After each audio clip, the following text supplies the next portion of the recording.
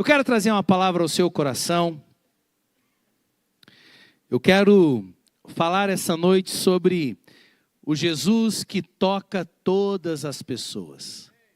Nós temos o nosso Senhor Jesus.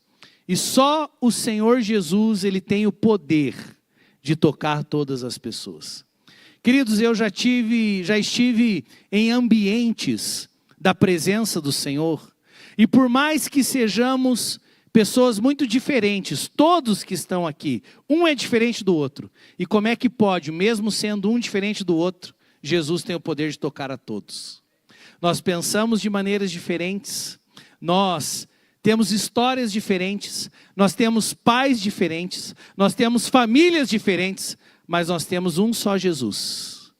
E o nosso Senhor Jesus, Ele tem o poder de tocar todas as pessoas. Só Ele pode tomar um ambiente como esse, derramar sobre nós a sua glória, e nenhuma pessoa daqui sairá sem ser tocada pela presença dEle. E só o Senhor Jesus tem o poder de fazer isso. Nenhum outro pode tocar todas as pessoas ao mesmo tempo. Só o nosso Senhor Jesus. E eu quero falar sobre esse Deus tão maravilhoso, que tem o poder de tocar todas as pessoas.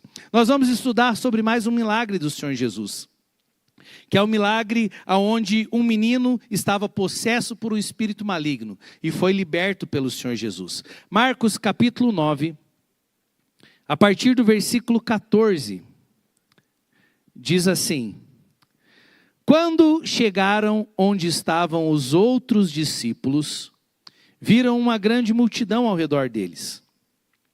E os mestres da lei ficaram discutindo com eles.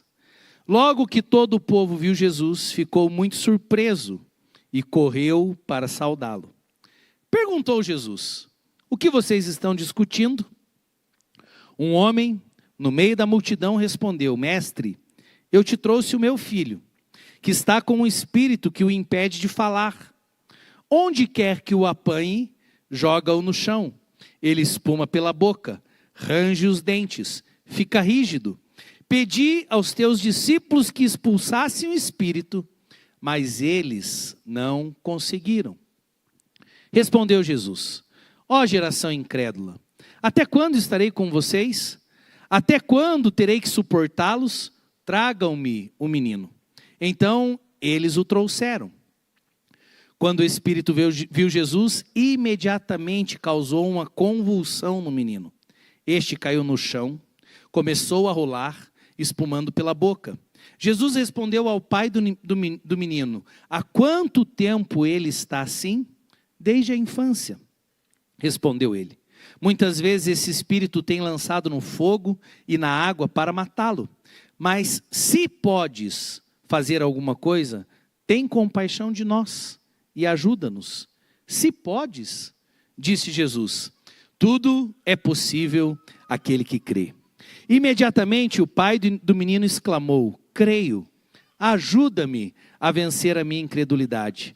Quando Jesus viu que uma multidão estava se juntando, repreendeu o espírito imundo, dizendo: Espírito mudo e surdo, eu ordeno que o deixe e nunca mais entre nele. O espírito gritou, agitou violentamente e saiu.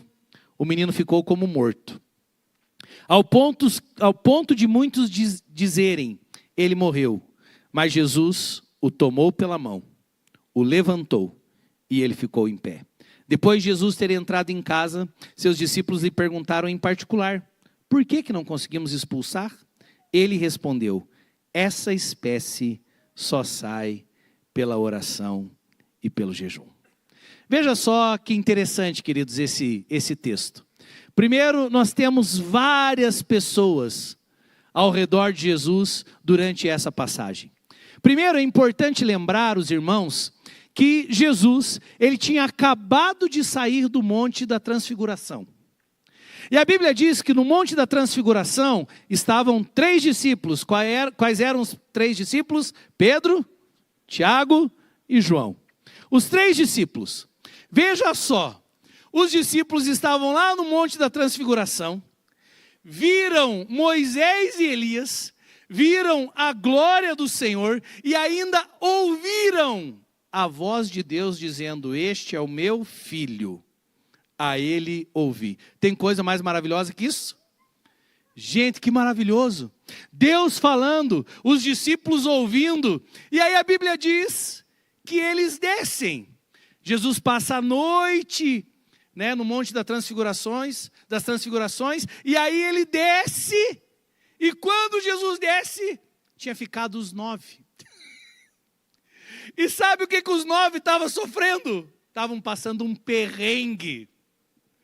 Imagina só, 3 discípulos provando da glória lá, e os bonitão ainda estavam dizendo, vamos fazer 3 tendas aqui. Os outros 9 que estão lá embaixo, ó, não quero nem me preocupar com eles, eu quero é fazer 3 tendas, vamos ficar aqui mesmo. Uma para Jesus, outra para Moisés, outra para Elias, vamos ficar aqui. Mas Jesus falou, não, tem que descer. Tem que descer por quê? Porque tem 9 lá embaixo, tem um outro grupo que precisa ser tocado. E era o grupo dos 9 discípulos que não estavam perto da glória, que não estavam perto do monte e que estavam precisando trabalhar. E trabalhar fazendo o quê? Expulsando um demônio. Libertando um menino que sofria há tanto tempo. E ele é um personagem também importante na nossa história. Veja só que interessante, queridos. Discípulos que estão lá envolvidos pela glória, eu imagino o que deu a sensação neles. Já teve algo que você provou que foi muito bom, mas muito bom, e de repente parece que você desce para a terra e diz, ih, começou tudo de novo. Já passou, alguém já passou alguma coisa assim? Você diz, nossa, provei de algo tão bom, voltei para a realidade. Eu imagino esses 3 discípulos ali que viram tudo prova de glória. Daqui a pouco, quando eles chegam lá embaixo, sabe o que tem? Tem escriba se pegando com um discípulo. Tem discípulo mandando o demônio sair, o demônio não estava saindo. E aí está aquela treta, o negócio acontecendo lá embaixo. Eu imagino Pedro, Tiago e João falando assim, não deu para armar 3 tendas? E tivemos que voltar aqui para o dia a dia. Sabe, nós precisamos tomarmos cuidado.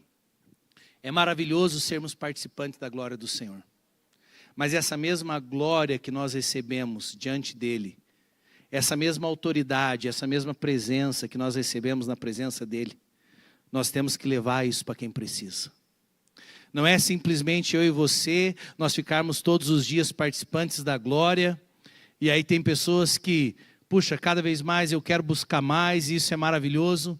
Sabe, é muito bom a gente ficar no alto da montanha, é muito bom subir como Moisés subia, mas é importante também voltar, porque tem os afazeres do povo. Josué, o bonitão, ele conseguia ficar à porta da tenda. Mas Moisés não, ele tinha que subir, mas depois tinha que descer, sabe? E essa é a nossa vida cristã. Tem dias que nós estamos lá contemplando a glória, e tem dia que a gente está lidando com o demônio. É assim mesmo. E a gente precisa ter isso no nosso dia a dia. 3 discípulos provaram lá e depois tiveram que descer. E quando desce, o que tinha lá embaixo? Confusão. Sabe por quê? Porque tinham levado um menino que o inimigo o possuía. E a Bíblia diz que os discípulos oraram e o menino não foi livre. E a confusão, a discussão era em torno disso. Agora deixa eu dizer algo aos irmãos. Não era o primeiro demônio que os discípulos tinham expulsado. Eles já tinham expulsado outros demônios. É interessante que a gente não sabe exatamente o que aconteceu no processo, mas a gente sabe qual foi a avaliação do Senhor Jesus. Do mesmo jeito que o Senhor Jesus teve que tocar os 3 e falar assim, ó, desce, porque agora a gente tem coisas para fazer, a gente precisa continuar levando o reino, a gente precisa levar a libertação, e os teus amigos, os nossos codiscípulos lá, estão precisando de ajuda. A Bíblia diz então que quando Jesus chega para esses discípulos, é bem claro o porquê que eles não conseguiram expulsar. E não era porque eles não tinham experiência, não era porque nunca eles tinham expulsado, isso já tinha acontecido, mas Jesus deixa bem claro, no momento onde ele vai tocar os 9, que não tinham conseguido libertar aquele menino, Jesus fala para eles, sabe o que faltou para vocês? O que faltou? Jejum e... Agora, acompanha comigo como é que as coisas funcionam. Sabe, você nunca sabe quando você vai se encontrar com um endemoniado. Mas deixa eu te falar, acontece. Na vida do crente acontece. Porque você é instrumento de libertação. Ô pastor, que palavra é essa? É isso mesmo, acontece. Eu já me encontrei com vários nas quebradas aí já da vida. E quando eu não me encontro, o irmão que encontra liga e me chama. Então a gente sabe que acontece. Acontece ou não acontece? Agora, você não pode chegar, quando acontecer a situação, você falar, ó, espera lá. Fica endemoniado aqui mais uns 3 dias. Eu vou passar de oração agora, durante a semana. Eu vou orar aqui 3 dias. Eu vou jejuar e depois a gente se encontra lá. Fica endemoniado esses 3 dias. O que o Senhor Jesus estava querendo ensinar para os discípulos? Vocês não expulsaram porque faltou oração. Essa casta, esse nível que estava sobre esse jovem, você precisava de ter mais oração. Você precisava de ter mais jejum. E o que o Senhor Jesus estava querendo ensinar para eles? Tenham uma vida de jejum e oração. Estejam sempre prontos. Você não sabe o que você vai enfrentar no próximo dia. Tome a decisão de orar todos os dias. Tome a decisão de jejuar rotineiramente. Tome a decisão, sabe, de ler a palavra. Tome a decisão. Ou seja, viva a vida cristã com intensidade. Ore com intensidade. Leia a Bíblia com intensidade. E aí, meus irmãos, quando essas situações acontecem, você vai ser um instrumento de Deus para impor as mãos sobre aquela pessoa que está possessa por um espírito maligno. E Deus vai te usar para que essa pessoa seja livre. E eu já vi isso muitas vezes. O Senhor Jesus nos usar para que pessoas sejam livres de espíritos malignos. Agora, é muito ruim, e eu tenho certeza que a maioria do que está começando nessa área tem medo de que não aconteça. Eu imagino os 9 discípulos ali, e os 9 pensando assim, nós estamos sem os 3 principais. Imagina a hora que o pai trouxe o menino endemoniado. Alguém, Tomé, né? Com certeza Tomé. Tomé deve ter falado assim, mas bem agora que não está nem Jesus, não está nem Pedro, não está nem Tiago, e não está nem João. Só faltou ele falar, peixe ou lagarto. Bem agora. Podia ter trazido antes de Jesus subir, estava tudo resolvido. Realmente as coisas acontecem naquele momento que precisa ser você mesmo. E Deus vai começar a te usar dessa forma. Amém? Agora, qual é o nosso medo? E se eu orar e não sair? Quem já pensou isso? E aí, quando a gente fala sobre libertação de espíritos malignos, queridos, se cai alguém, parece que é o mar vermelho se abrindo, todo mundo sai de volta, o que estava com o olho fechado ficou do lado e tem que lidar. Porque realmente é algo muito diferente. Mas deixa eu te dizer, o nosso Senhor Jesus, Ele continua tocando a todos. Ele continua libertando os cativos. E tem pessoas que estão dominadas por espíritos malignos. E precisa se levantar homens e mulheres de Deus que sim, imporão as mãos sobre os enfermos e eles serão curados. Libertarão os cativos por causa do nome do Senhor Jesus. Faz parte da vida cristã. E aí nós temos então discípulos que tiveram que descer da glória para lidar com a situação. Nós temos discípulos que talvez de alguma maneira esfriaram no que diz respeito à glória, à presença, à oração. E Jesus deixa bem claro para eles, faltou oração, faltou jejum. Mas um outro personagem que foi muito tocado pelo Senhor Jesus também nesse texto, foi o pai do menino. Porque a Bíblia diz que o pai do menino chega e diz, Senhor Jesus, quando Jesus pergunta, né? Porque quando Jesus desce, ele vê aquela confusão, aí Jesus ele faz uma pergunta ali no versículo 16, o que vocês estão discutindo? Qual era o tema da discussão? Jesus do céu. A gente trouxe aqui para o teu discípulo não deu conta. Que dó dos 9, né? Que dó. Mas sabe por que deu dó? Porque faltou orar. Se a gente negligenciar a oração, se a gente negligenciar a palavra, se a gente negligenciar a busca, não vai se mover no reino espiritual como sonha. No reino espiritual, a gente não se move de uma maneira instantânea, meus irmãos. Isso precisa ser gerado, isso precisa ser criado, precisa ter um ambiente. E aí veja só que interessante que Jesus diz, o que vocês estão discutindo? E aí aparece o pai. O pai diz, Jesus, eu trouxe o meu filho para você. E ele estava com um espírito que o deixava mudo. E a verdade, Jesus, é que eu trouxe ele para os teus discípulos. E eu pedi para os teus discípulos expulsarem, mas eles não conseguiram. Jesus, ele olha e ele diz, ô geração incrédula. Esse ó do Senhor Jesus, já teve tantas vezes que ele falou ó para mim, ele falou, ó Eclis. Já teve uma vez que ele falou ó para você? Para mim ele já falou. Teve vezes que eu fui orar, Jesus falou assim, ó Eclis. Fala para a pessoa que está assim, ó. Jesus está lá provando da glória, 9 discípulos estão lá embaixo. O pai traz o menino, que precisava ser livre. O pai diz, não deram conta, Jesus.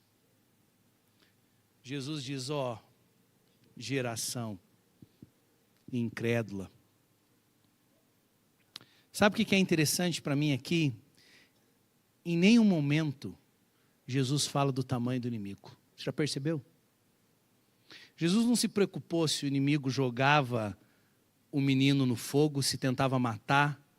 Jesus não se preocupou se o menino estava possesso, né, a tal ponto que os discípulos não podiam expulsar. A verdade é que Jesus, ele nunca olha para o tamanho do inimigo. Sabe por quê? Porque Jesus já venceu os principados e as potestades. O Cordeiro já foi morto antes da fundação do mundo. Ele já venceu. Ele já tem um nome dado sobre os homens, pelo quais importam que sejamos salvos. Ele já tem um nome sobre todo nome. Você viu que no texto em nenhum momento ele fala do tamanho do diabo?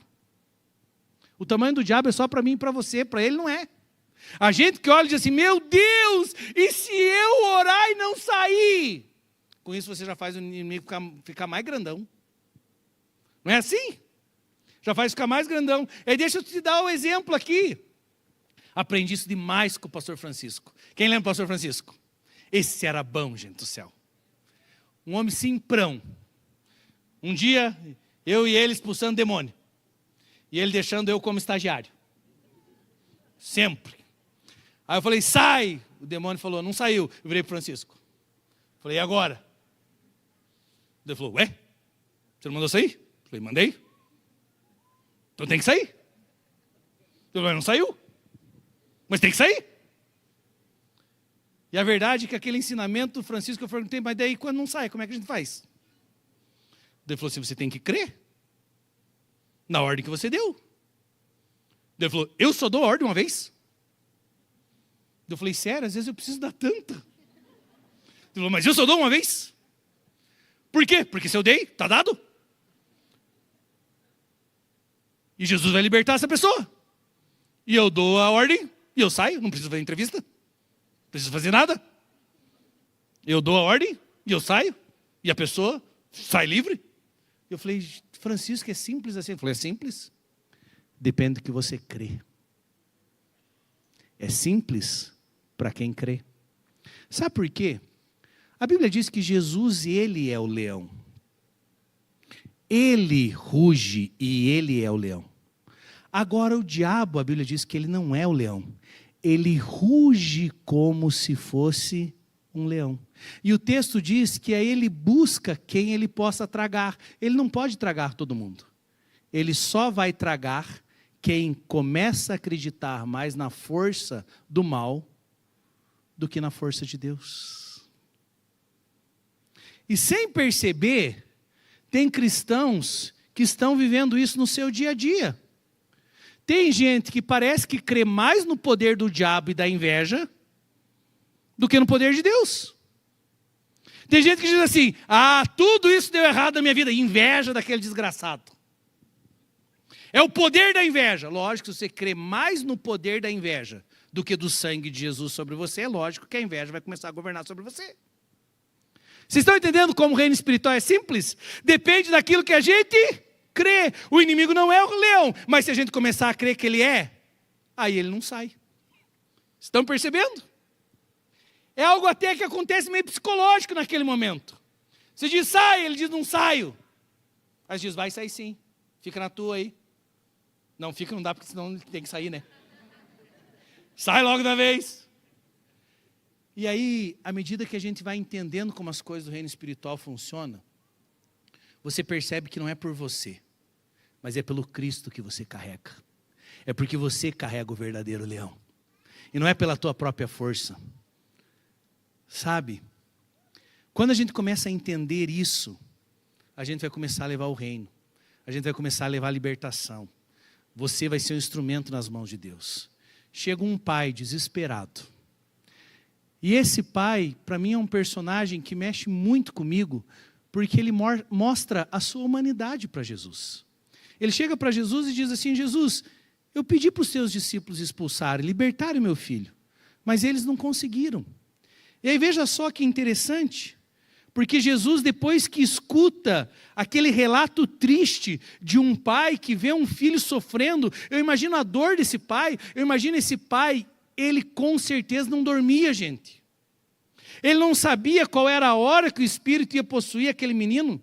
E a Bíblia diz que quando o Espírito possuía aquele menino, tentava matar o menino, tentava jogar no fogo, tentava afogar na água. Vocês viram o que está no texto? Imagina como é que esse pai ficava em cima dessa criança o tempo inteiro.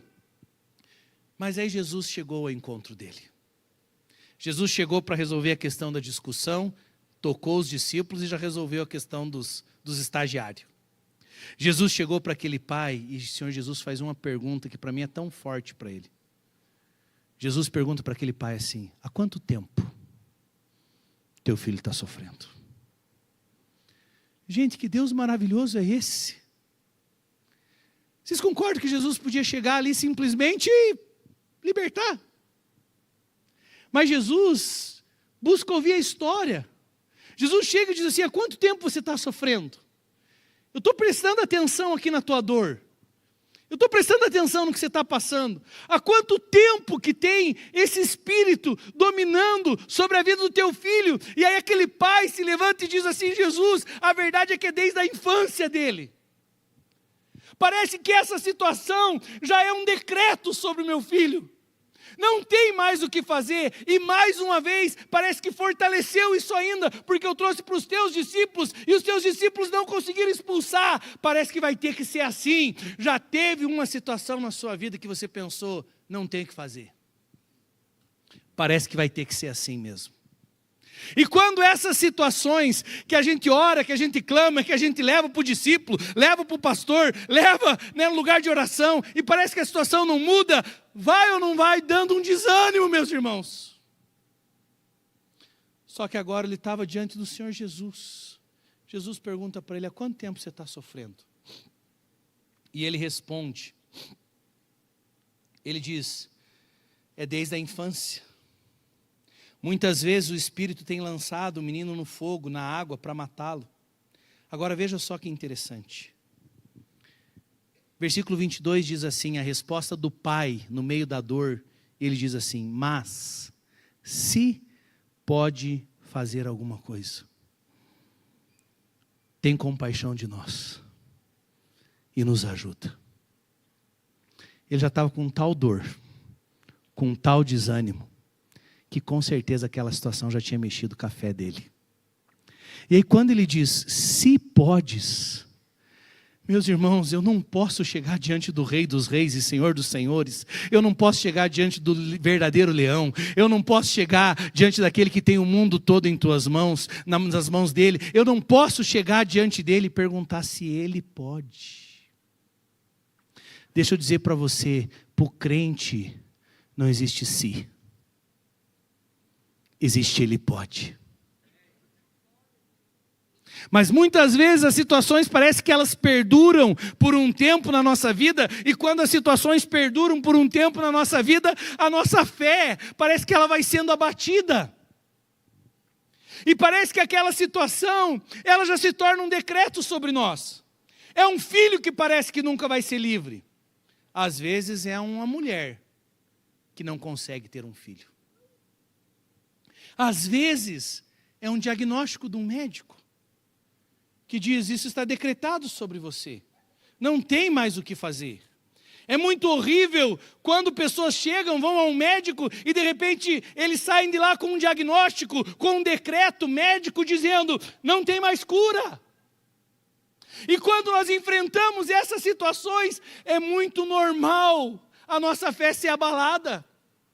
E esse homem, ele chega para Jesus e diz assim: se o Senhor pode, tenha compaixão. Se o Senhor pode, me ajuda. Meu irmão, essa é a oração do desespero. Quando a gente chega e diz assim: eu não aguento mais, eu não aguento ver o meu filho sofrendo, eu não aguento mais esse espírito tomando conta dele, eu tenho que ficar alerta o tempo inteiro. Mas Jesus, se o Senhor pode. E aí o Senhor Jesus pergunta para ele: se podes. E com isso o que Jesus estava dizendo? É claro que eu posso. É claro que eu tenho compaixão. É claro que eu quero. Tem momentos que as pessoas dizem: Senhor Jesus, se o Senhor quiser. Sabe, quando a gente conhece o quão maravilhoso Ele é lógico que Ele quer. É lógico que Ele quer ver uma criança livre. É lógico que Ele tem o poder de transformar aquela criança. É lógico que Ele tem o poder de libertar aquela criança. Mas o Senhor Jesus, que toca todos, Ele toca o discípulo que está no monte, Ele toca o discípulo que está sendo questionado, e Ele toca um pai que está desfalecendo na sua fé. E Ele diz: é claro que eu posso. E deixa eu te dizer, tudo é possível aquele que crê. Vamos repetir isso, diga: tudo é possível aquele que crê. Mais uma vez, agora crendo, diga: tudo é possível aquele que crê. Ah, o que eu amo desse pai é que a Bíblia diz, depois que ele ouve isso, depois que ele entende que tudo é possível ao que crê, a Bíblia diz que imediatamente ele exclamou, e quando ele exclamou, ele disse: Jesus, ajuda-me a vencer a minha incredulidade. Sabe, tem crentes ainda hoje que sofrem com a incredulidade. Se você for ver, não combina, né? Não falar que a gente é crente, e se a gente é crente, o que a gente faz? A gente crê. Mas como é que pode crentes sofrendo com a incredulidade? E por que a gente sofre com a incredulidade? Porque às vezes passa por momentos de dor, porque às vezes passam por decretos, e esses decretos não mudam no que diz ao nosso respeito. Essas situações, elas nos afastam desse lugar de fé, desse lugar de intensidade, desse lugar de busca. E o Senhor Jesus sabia da dor daquele pai. Ao ponto que ele sabia da dor daquele pai, que ele pergunta: há quanto tempo você está sofrendo com isso? A fé dele já estava quase desfalecendo. Mas Jesus diz: tudo é possível ao que crê. E ele diz: Senhor, se tudo é possível ao que crê, me ajuda na minha incredulidade. Queridos, a gente precisa aprender a desenvolver um relacionamento com Deus dessa forma. Quando você diz: Deus, eu sei que eu devia crer, mas eu não estou crendo, me ajuda. Deus, eu sei que eu devia orar mais, mas eu não estou orando. Deus, me ajuda. Não é assim? Deus, eu sei que eu tinha que tratar melhor minha família. Deus, eu sei que eu tinha que tratar melhor a minha esposa. Deus, eu sei que eu tinha que tratar melhor os meus filhos, mas eu estou sofrendo, eu não estou conseguindo. Senhor Jesus, me ajuda. Ah, queridos, é tão bom saber que Ele é socorro bem presente na hora da angústia. Eleva os meus olhos para os montes, de onde me virá o meu socorro vem do Senhor, a ajuda sempre vem do Senhor. Ele não deixou os discípulos, que tinham orado pouco, mas ele não deixou os discípulos lá. Ele chegou para resolver. Do mesmo jeito que eles trouxeram o da glória de baixo para baixo de novo. Do mesmo jeito que ele toca naquele pai. E ele diz para aquele pai: tudo é possível ao que crê. Mas sabe, para mim o personagem principal dessa história ainda é o menino. Se Deus toca o pai, quem recebeu o maior toque do Senhor aqui foi o menino. Sabe por quê? Porque era um menino completamente dominado por espíritos malignos. Um menino que tinha um decreto do inimigo sobre ele. O que o inimigo dizia para esse menino? Um dia eu mato. Tentava jogar no fogo, tentava jogar na água, deixava o corpo inteiro rígido, menino espumava pela boca. Você tem noção do nível de endemoniamento que tinha esse menino, de possessão que tinha esse menino?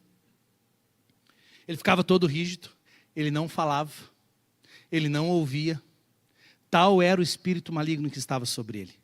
E o pai, olhando desde a infância isso acontecendo, parecia que o que governava sobre desse menino era um decreto do inimigo. Mas deixa eu te dizer, o mesmo Deus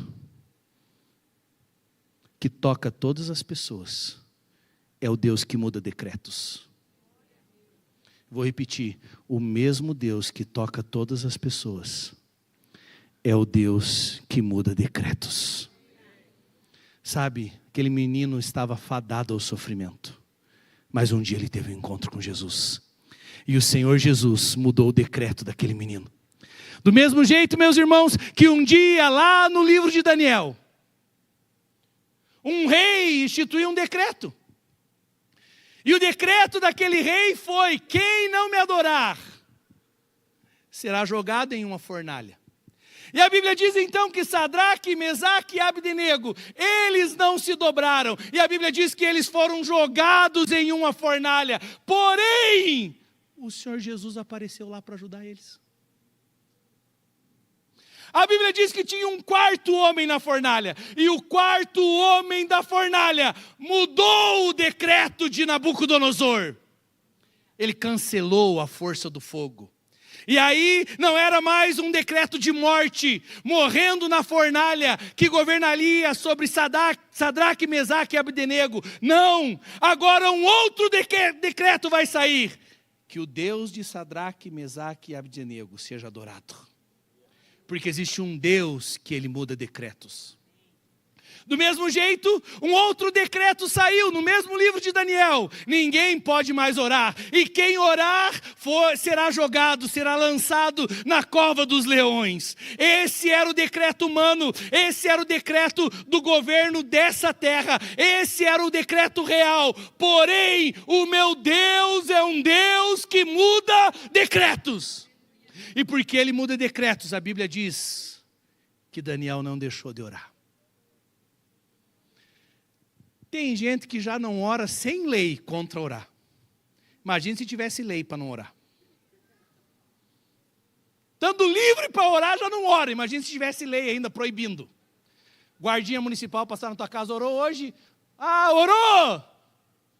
Vamos para o zoológico. Bíblia diz que ele foi lançado em uma cova. E por que ele foi lançado em uma cova? Porque ele queria orar, meus irmãos. Porque ele não podia ficar sem orar. E Deus olhou aquilo. E a Bíblia diz que Deus mudou aquele decreto. E porque Deus mudou aquele decreto, o Senhor fechou a boca dos leões. E agora, o Deus de Daniel precisa ser adorado. No livro de Esther, fazem todo um complô, um decreto, para matar os judeus. E esse era o decreto que governava sobre eles. Mas tinha uma rainha, tinha uma mulher para aquele tempo, para aquela hora. E o rei estendeu o cetro, estendeu o favor sobre ela. E aquele decreto foi mudado. Do mesmo jeito, meus irmãos, que existia um decreto contra José. E para mim, o decreto de José foi o que mais doeu. Porque o decreto contra José não foi escrito por um rei distante.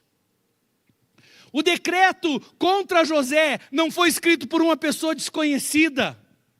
O decreto sobre José foi escrito pelos próprios irmãos dele, que queriam a morte e depois falaram assim, não vamos matar, vamos mudar o decreto, vamos só vender escravo. Mas a Bíblia diz que tinha um decreto que governava antes sobre Daniel. Um dia Deus deu um sonho para ele. E ele viu seus irmãos se prostrando diante dele. Tinha um outro decreto de amor. Porque esses decretos de rejeição, eles são horríveis. E os decretos de rejeição são os que nós mais sofremos. Porque geralmente, eles são as pessoas que nós amamos que estabelecem esses decretos sobre nós.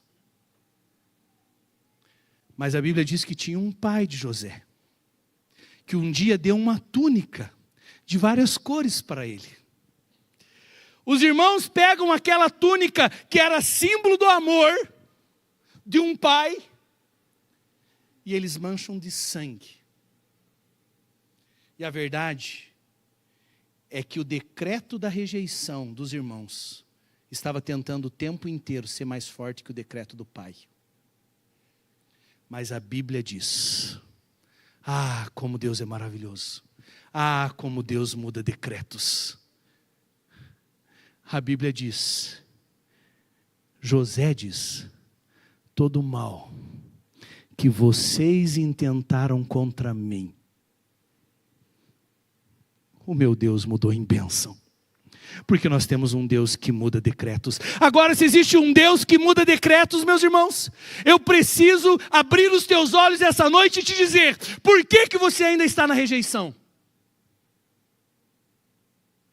Por que você ainda está com mágoas, carregando no seu coração, dores lá da sua infância? Sabe, tem crentes que já conheceram o amor de Deus.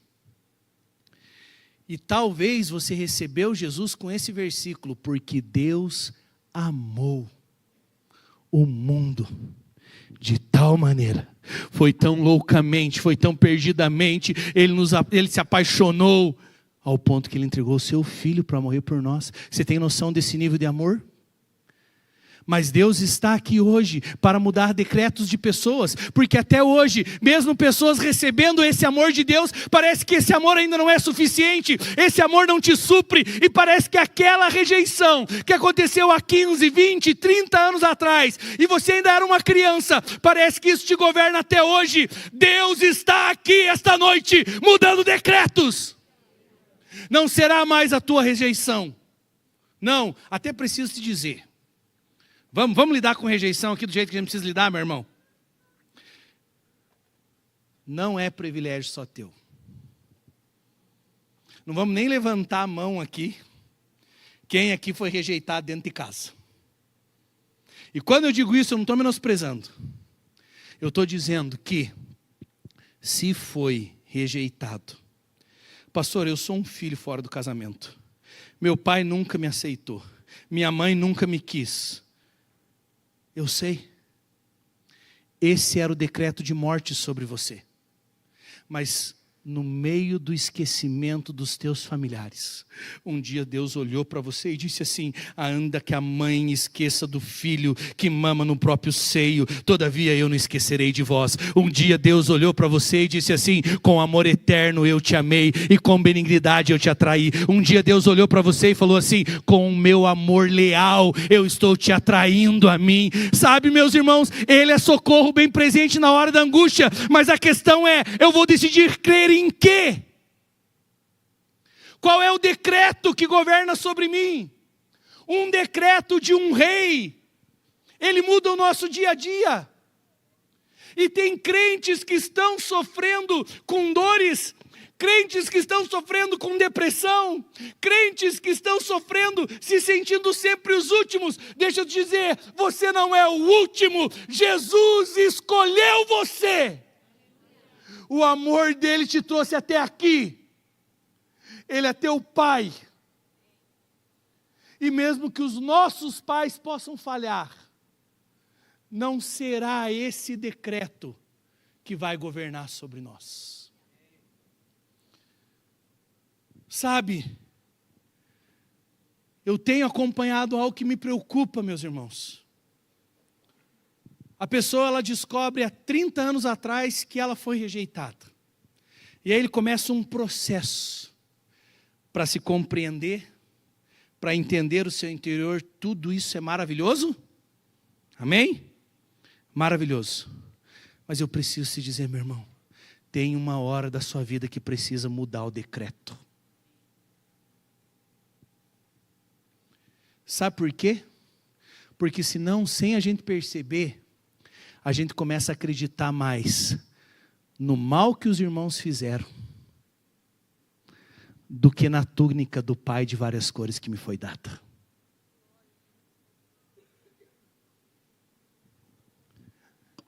Talvez a gente tenha histórias terríveis aqui. Mulheres que foram prejudicadas, mulheres que sofreram. Talvez nós temos histórias terríveis. Mas eu preciso te dizer essa noite, não é esse o decreto que governa sobre você. Do mesmo jeito que Jesus mudou a sorte de José, Jesus pode mudar a nossa sorte hoje. Do mesmo jeito que o Senhor Jesus mudou a sorte daquele menino, Ele pode mudar a nossa história hoje. Existe um Deus que Ele muda decretos. Existe um Deus que Ele toca a todos.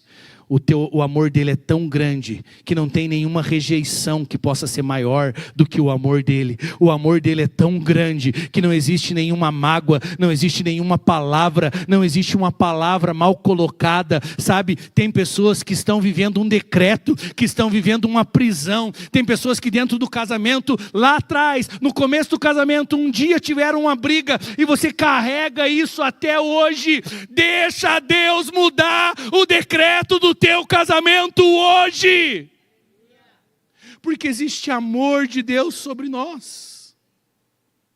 Ele é o Deus que muda decretos. E se o inimigo falava, um dia eu vou matar esse menino, Deus disse não, um dia ele será livre. Se o pai dizia, nem eu estou com fé mais, me ajuda, Deus diz, ele vai ser livre.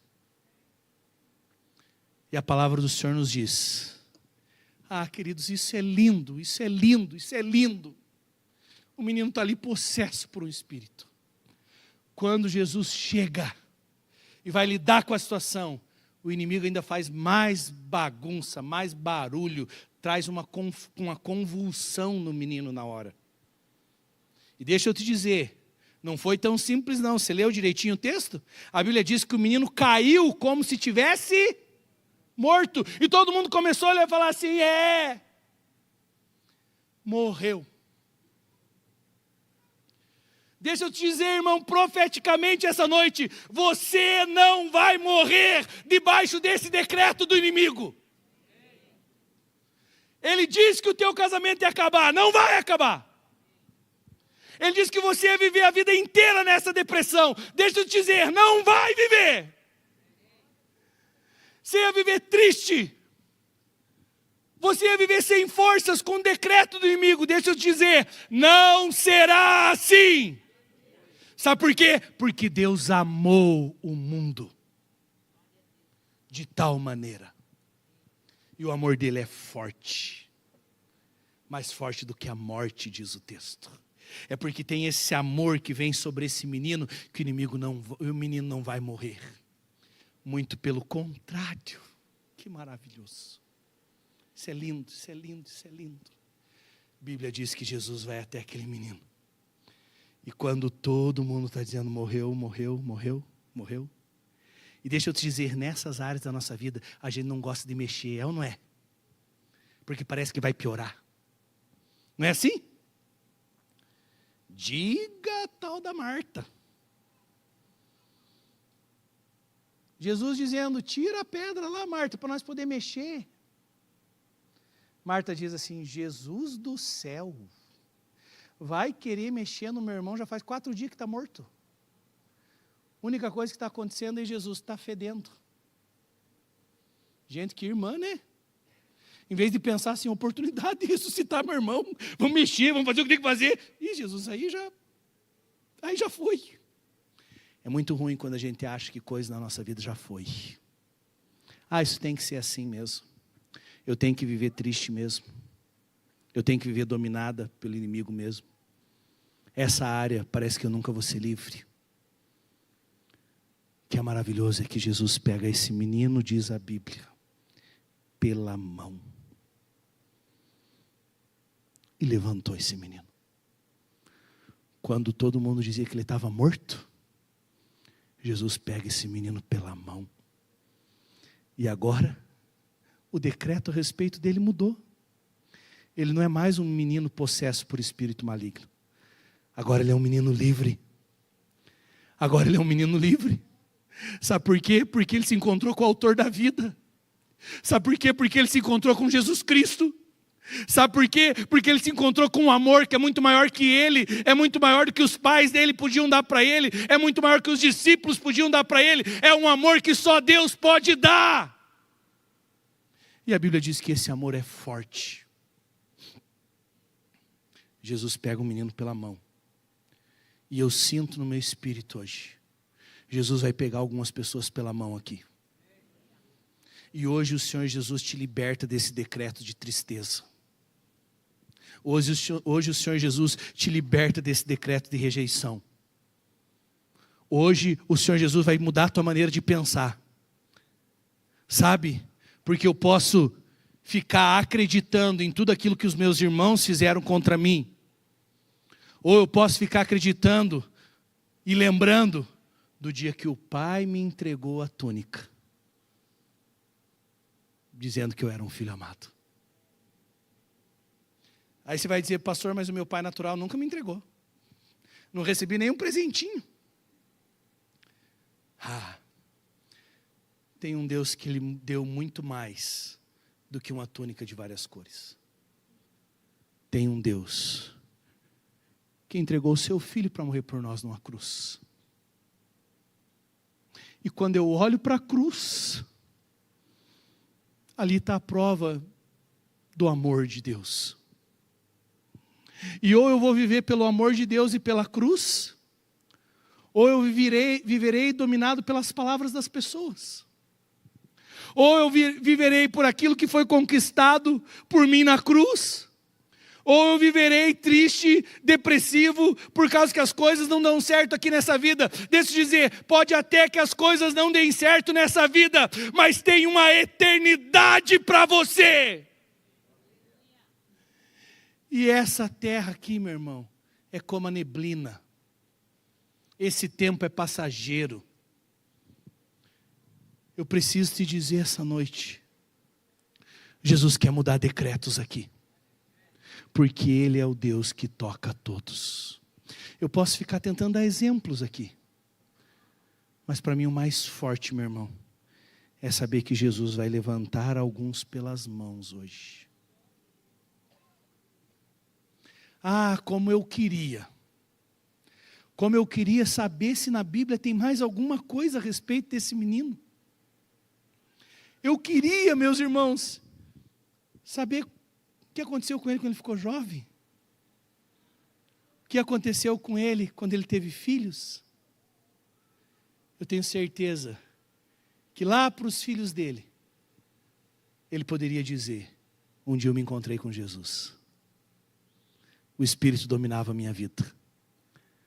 Mas depois, eu encontrei o Filho.